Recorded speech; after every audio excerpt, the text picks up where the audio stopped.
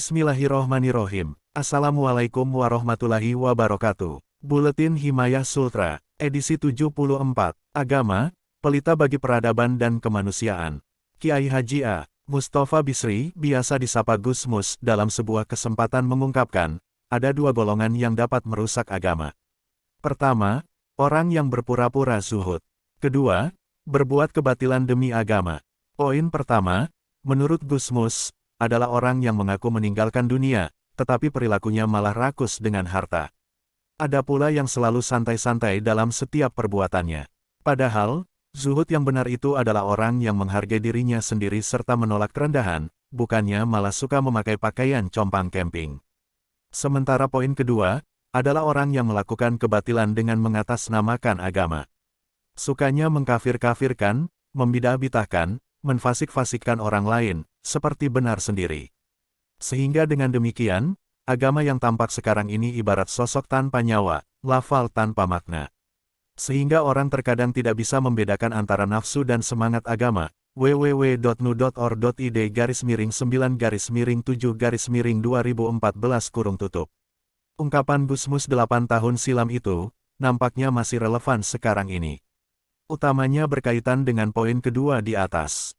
Kita masih menyaksikan sekelompok orang yang gampangan menuduh amalia kelompok lain itu kafir, bid'ah, syirik dan fasik. Tuduhan semacam ini tentu saja sangat meresahkan umat Islam di negeri ini. Di sisi lain, umat Islam gampang sekali terpana dan tertipu dengan tampilan orang yang menahbiskan diri sebagai tokoh agama, tetapi sesungguhnya perilakunya jauh dari ajaran agama. Dalam konteks semacam ini, umat Islam di negeri ini diharapkan kejeliannya di dalam menyeleksi, memilah dan memilih informasi keagamaan yang datang dari siapa saja. Jika ada informasi yang datang dari seseorang, apalagi mengaku tokoh agama, kita tidak begitu saja mengambilnya, taken for granted, seraya menelisik kapasitas kealimannya. Sebaiknya kita mencari pembanding informasi tersebut, atau dalam bahasa agama, melakukan konfirmasi, tabayun. Tuduhan dan stigmatisasi yang gampang dilontarkan oleh sekelompok orang ini, sebagaimana digambarkan di atas, perlu dibendung seraya pada saat bersamaan, menampilkan agama yang ketapeluk ini menjadi pelita bagi peradaban akhlakul karimah dan kemanusiaan.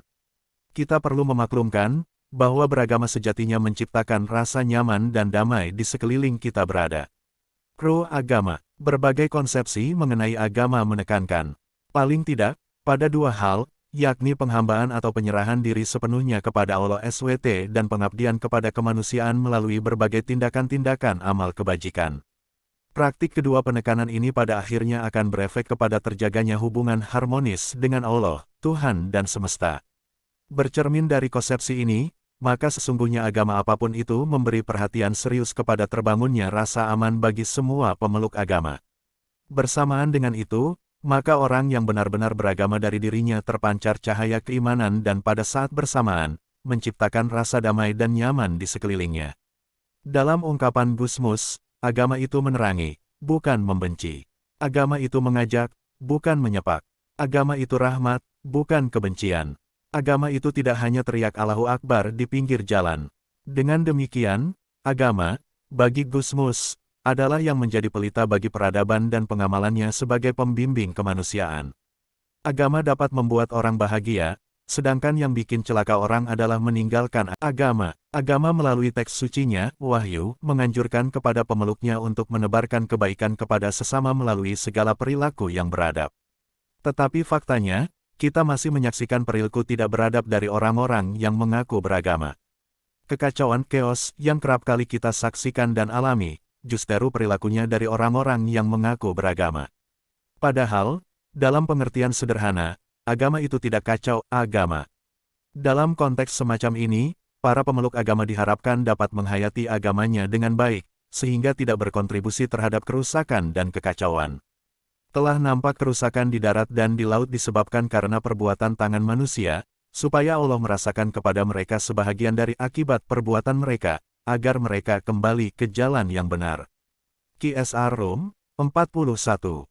Wahbah As-Suhaili dalam tafsirnya Al-Wajiz memaparkan bahwa menyebarnya keburukan dari segala keburukan serta diangkatnya segala keberkahan dan berkurangnya keturunan, peperangan dan selainnya karena sebab apa yang telah dilakukan oleh umat manusia melalui dosa dan maksiat serta meninggalkan segala perintah Allah dan mengerjakan larangan-larangannya. Dan semua kerusakan atau musibah yang terjadi di bumi ini merupakan hukuman bagi umat manusia karena perbuatan-perbuatan tersebut. Iwan Gunawan, 2021. Agama, karena itu, memberi kontribusi besar bagi peradaban umat manusia. Melalui teks suci, agama memberi petunjuk atau jalan untuk perbaikan peradaban manusia. Meskipun telah ada petunjuk, tak jarang manusia mengabaikan petunjuk itu. Sehingga yang nampak, adalah keruntuhan sebuah bangsa akibat pengabaian terhadap petunjuk dari Nas dan pada saat bersamaan mengabaikan pentingnya peradaban.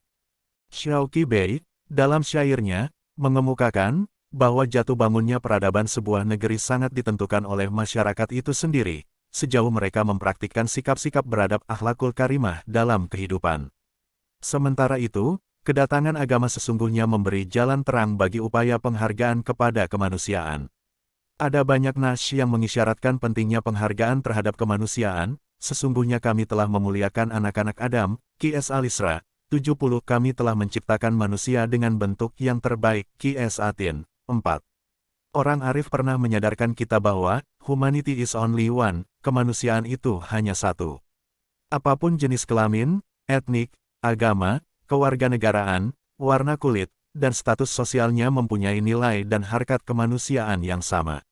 Mereka mempunyai hak-hak asasi yang sama. Mereka ingin dimuliakan dan tidak ingin dihina dan dizalimi. Semua manusia memiliki perasaan yang bisa bahagia, senang, dan tertawa. Akan tetapi manusia yang sama juga bisa menderita, sedih, dan menangis. Rasa kemanusiaan itu bersifat universal, lintas geografis, etnik, kultural, agama, dan status sosial. Nasaruddin Umar, 2020 News.detik. Ibnu Katsir menafsirkan surat Al-Isra, 70, mengungkapkan bahwa dalam konteks ayat ini manusia dianugerahi Allah Subhanahu wa Ta'ala keistimewaan yang tidak dianugerahkannya kepada selainnya dan itulah yang menjadikan manusia mulia serta harus dihormati dalam kedudukannya sebagai manusia. Anugerahnya itu untuk semua manusia dan lahir bersama kelahirannya sebagai manusia, tanpa membedakan seseorang dengan yang lain, baik terhadap muslim maupun non-muslim. Manusia memiliki kehormatan yang sama, antara lain semua diberi hak memilih serta diberi pula kemampuan melaksanakan pilihannya.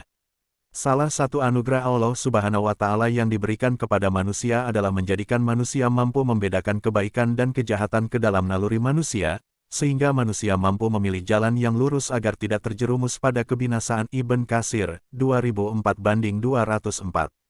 Jelaslah bahwa, agama yang kita anut dapat menjadi penerang bagi peradaban dan kemanusiaan. Menjadikan agama sebagai jalan terang bagi kehidupan, kita dapat menciptakan suatu kondisi yang saling menghormati dan menghargai satu sama lain. Kita berada di suatu planet yang sama, di tangan pemeluk agama keberlanjutan kehidupan di planet ini, melalui cara-cara yang adil, berbagi dan menghargai keberadaan entitas lainnya. Mengutip pidato Pangeran Charles pada Oxford Center for Islamic Studies pada 2010 silam, kita berbagi planet ini dengan ciptaan lainnya untuk alasan yang sangat bagus, dan artinya, kita tidak dapat hidup sendiri tanpa jaringan kehidupan yang seimbang di sekitar kita. Islam selalu mengajarkan ini, dan mengabaikan pelajaran itu berarti melanggar kontrak kita dengan Pencipta. Wallahu a'lam bishawab. Jika merasa konten kami bermanfaat silahkan subscribe, follow, like, komen dan share video ini ke teman dan keluarga Anda yang lain. Wassalamualaikum warahmatullahi wabarakatuh.